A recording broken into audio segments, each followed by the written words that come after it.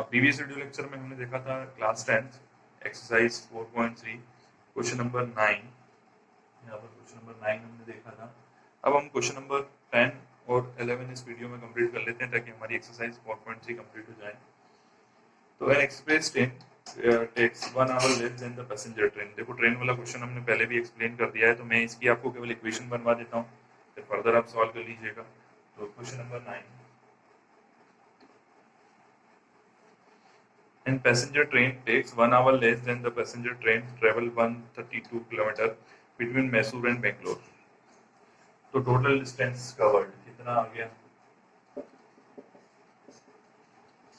132 kilometre. चाहे express गाड़ी जाए चाहे लोकल पैसेंजर जाए, कोई सी भी गाड़ी जाए, चलना उसको 132 किलोमीटर है। फिर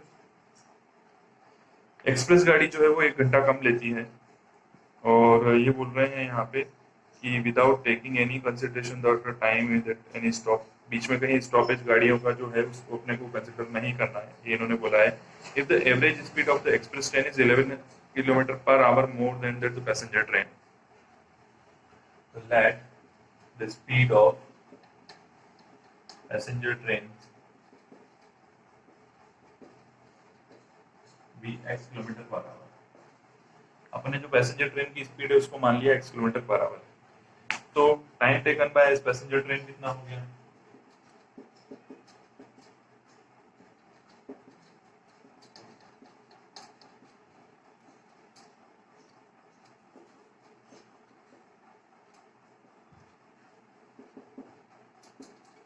पैसेंजर ट्रेन ने 132 किलोमीटर जाने में कितना टाइम लिया? ये हो गया टाइम का formula.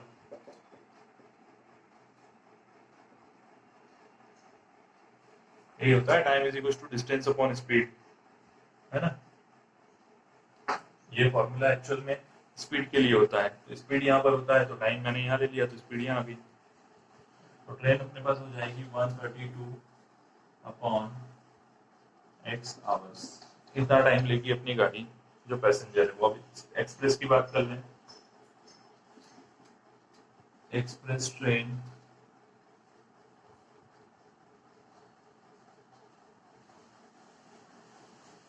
is 11 is speed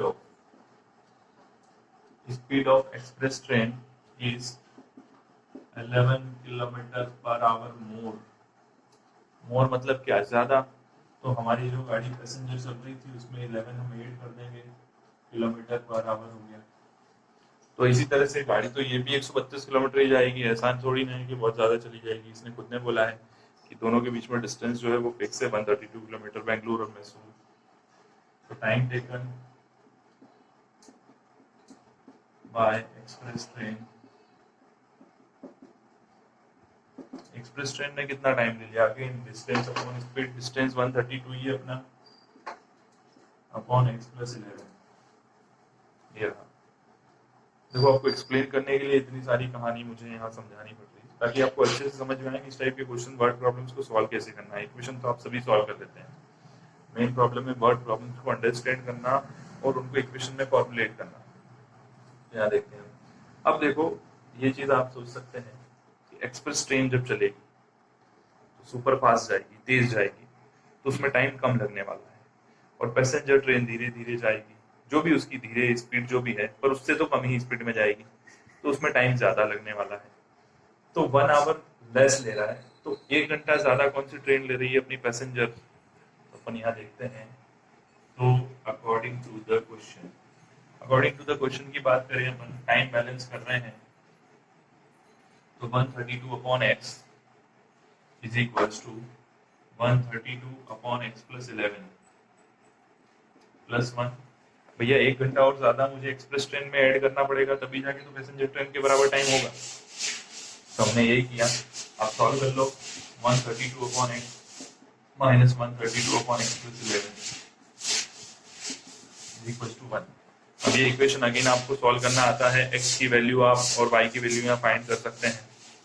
sorry, हम क्वाड्रेटिक इक्वेशन पढ़ रहे हैं, तो x की वैल्यू यहाँ आप फाइंड कर सकते हैं। x की 2 वैल्यूज आएंगी, तो जो वैल्यू पॉजिटिव आए उसको कंसिडर करिएगा, जो वैल्यू नेगेटिव आए उसको कंसिडर मत करिएगा। क्यों? क्योंकि आप भी जानते हैं कि स्पीड जो होती है हमेशा पॉजिटिव होती है। तो इस तरह से ये क्वेश्चन आप होमवर्क में कंप्लीट कर लीजिएगा। नेक्स्ट क्वेश्चन में आपको करवा देता हूँ, क्वेश्चन नंबर 11। इस एक्सरसाइज का लास्ट क्वेश्चन है, क्वेश्चन नंबर 11। तो देख लेते हैं एक बार, चलिए आगे बढ़ते हैं। Sum of areas of two squares is 468। दो स्क्वायर हैं, उनके एरिया जो हैं वो 468 है। सम मतलब उन दोनों का addition. And if the difference of their parameters is 24, find the sides of two square. ठीक है, देखते हैं। लेट, अब देखो यहाँ दोनों इक्वेशन में डिफरेंट सिचुएशंस है, पैरामीटर की भी बात करिए, एरिया की भी करिए। तो पहले अपन बात कर लें, let the side of first square be x and second square, पहले स्क्वायर जो दो स्क्वायर की बात कर रहा है, तो पहले स्क्वायर की साइड हमने लेट कर ली x और दूसरे स्क्वायर की साइड लेट कर ली y। अब हमने आगे चले, according to the first case, first situation की जो है बात कर रहे हैं कि areas of sum of areas of two squares is 468। तो भैया एरिया ऑफ फर्स्ट स्क्वायर कितना हो जाएगा, फर्स्ट स्क्वायर का एरिया कितना हो जाएगा, एरिया कितना होता है साइड का स्क्वायर मतलब एक्स स्क्वायर, और इसी तरह से एरिया ऑफ सेकंड स्क्वायर कितना हो जाएगा वाई स्क्वायर। सिंपल सी बात है। अब इन दोनों का जो सम है वो 468 है, तो x square plus y square is equal to 468, equation number 1। ये पहली इक्वेशन हो गई हमारे पास। अब सेकंड देखें हम, अगेन सेकंड सिचुएशन की बात करें, सेकंड केस की बात करें, ये सेकंड केस की बात की हमने। तो सेकंड केस में इसने बोला है कि if the difference of their parameters be 24, अगर दोनों का जो डिफरेंस है वो है 24। अब देखो यहाँ फर्स्ट और सेकंड मैंने लिखा है, यहाँ लार्जर और स्मॉलर भी हो सकता है, तो अपन अभी लार्जर जो कंसिडर कर रहे हैं वो एक्स को कंसिडर करेंगे। ठीक है, तो सिचुएशन सेकंड की बात करें, पेरीमीटर ऑफ फर्स्ट स्क्वायर कितना हो जाएगा 4x, भैया 4 इंटू साइड, और पेरीमीटर ऑफ सेकंड स्क्वायर कितना हो जाएगा 4y। ये हो गया। तो इस सिचुएशन के अकॉर्डिंग हमको दिया है कि difference of their parameters is 24, तो यानी कि 4x minus 4y is equal to 24 अपने को दिया है। तो क्या करें, देखो यहाँ पे ये जो इक्वेशन हमने लिखी है, या तो x को रिप्लेस कर लो या y को रिप्लेस कर लो। तो अपन यहाँ से रिप्लेस कर लेते हैं x को, तो 4x is equal to 24 plus 4y, और x की वैल्यू आ गई 24 प्लस 4y अपॉन 4। तो यहाँ 4 कॉमन लेके अपन पहले करते कर देते हैं, यहाँ पे 4 कॉमन लिया, 4 कॉमन नहीं आ रहा है, 2 कॉमन लेते हैं, 12 प्लस 2y आएगा, 6 4 आता है ना, 6 4 यानी कि 4 कॉमन लिया मैंने, 4 6 प्लस y अपॉन 4। देखिए 6 जो 24, 6 4 24 और 4y, तो 4 से 4 कैंसिल हो गया। तो यहाँ आ गई मेरे पास x की वैल्यू 6 प्लस y। बस कुछ नहीं करना है, इस इक्वेशन नंबर 2 को इक्वेशन नंबर 1 में पुट अप कर दो।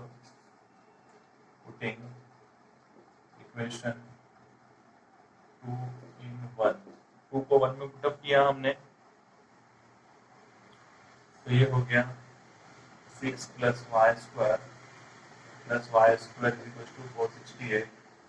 सॉल्व किया a square b square 2ab से, तो 6 स्क्वायर plus y square plus 12y plus y square is equal to 468। a square plus b square plus 2ab का फॉर्मूला अप्लाई किया हमने, तो y square and y square 2y square plus 12y plus 36 minus 468 is equal to 0। देखो ये 6 square का 36 हो गया, 468 इधर है, देख लीजिए एक बार। तो यहाँ से clearly 2y square plus 12y minus, देखो माइनस की वैल्यू बड़ी है, तो यहाँ से 36 अपन ने लेस किया, तो 30 गया, तो ये हो गया 38, तो 36 436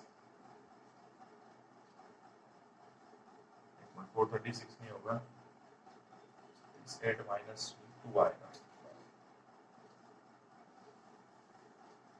432 इज इक्वल टू 0। अब देखो पूरे इक्वेशन में भी यहाँ 2 कॉमन है, तो ये 2 का डिवाइड कर दो यहाँ पे,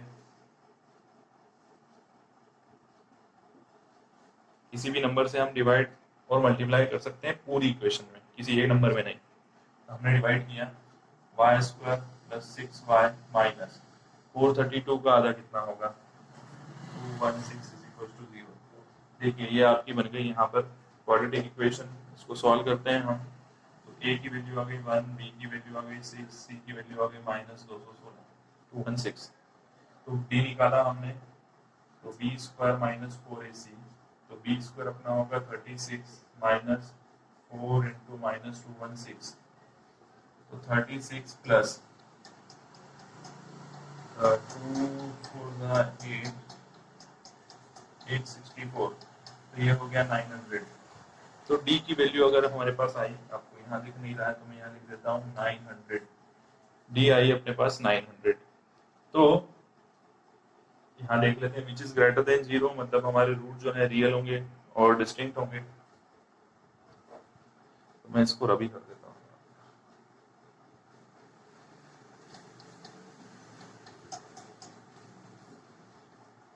इसको आप नोट कर लीजिएगा वीडियो को पॉज करके और फिर आगे देख लीजिएगा।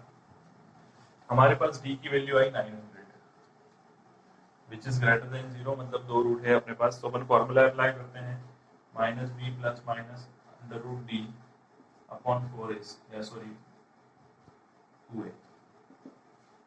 तो माइनस बी, देखो b की वैल्यू कितनी है 6, मतलब minus 6 plus minus root D है 900, तो रूट 900 अपॉन 2 इंटू 1 क्यों, क्योंकि वाई स्क्वायर का कोएफिशिएंट यहाँ 1 था, यहाँ लिखा भी है मैंने। तो ये हो गया माइनस 6 प्लस माइनस 30 900 अपॉन 2। अब एक बार अपन प्लस साइन ले लें, एक बार माइनस साइन ले लेते हैं। टेकिंग प्लस साइन अपन ने लिया तो कितना होगा, माइनस 6 प्लस 30 अपॉन 2, तो ये हो गया 24 अपॉन 2, तो 12 kilometre per our. Sorry, upon question कर रहे हैं नंबर का, तो 12 मीटर जो भी यूनिट उसने दिया है उसके अकॉर्डिंग 12 आंसर होगा पहला।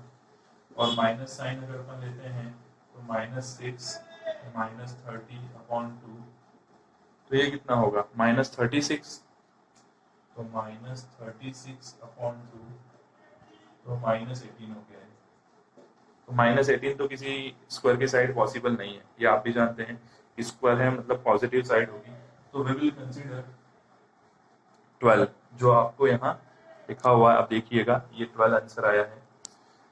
तो प्लस साइन में हमने जो 12 आंसर निकाला, x किसका आंसर था, देखो x कौन था, x ये रहा। The side of first square, तो first side of first square भी 12 मीटर्स, मीटर में आंसर दिया उसने इसलिए 12 meter. And side of second square की अगर अपन बात करें तो सेकंड स्क्वायर के लिए हमने इक्वेशन यहाँ बनाया था, हाँ ये x is equal to 6 plus y, तो x is equal to 6 plus y हमारे पास इक्वेशन था यहाँ पे। तो हमने यहाँ पर x की वैल्यू पुटअप करी 12, और 12 minus 6 is equal to y, तो y is equal to 6 meter. मतलब दोनों का हमने आंसर निकाल दिया, जो बड़ा होगा, देखो पहले मैंने बोला था कि अपन फर्स्ट वाले को लार्जर मान रहे हैं, तो वो होगा 12 मीटर और सेकंड वाला होगा 6 meter. This is the answer. Thank you.